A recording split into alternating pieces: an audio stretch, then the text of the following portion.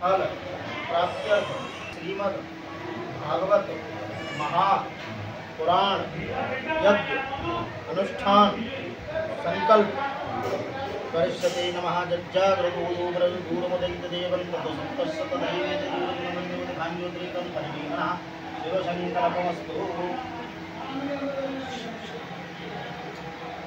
ॐ हरि ओम।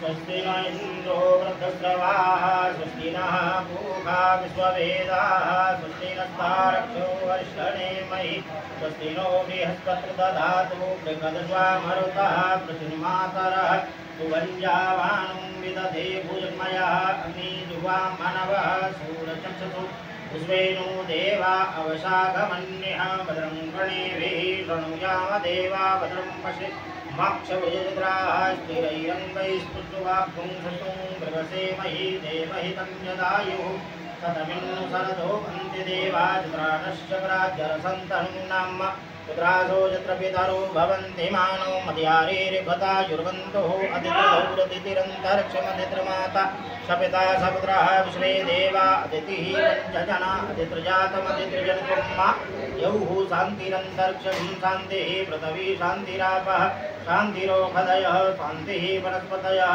शान्तिर्विश्वे देवा शान्तिर्ब्रह्म शान्तिः सर्वगुं शान्ति शान्तिरेव शान्ति क्षमा शान्तिरेधे यतो यतः समीहसे ततो नो अभयं कुरु सन्नः कुरु प्रजाभ्यो भयन्नः पशुभ्यः सुशान्तिर्भवतु।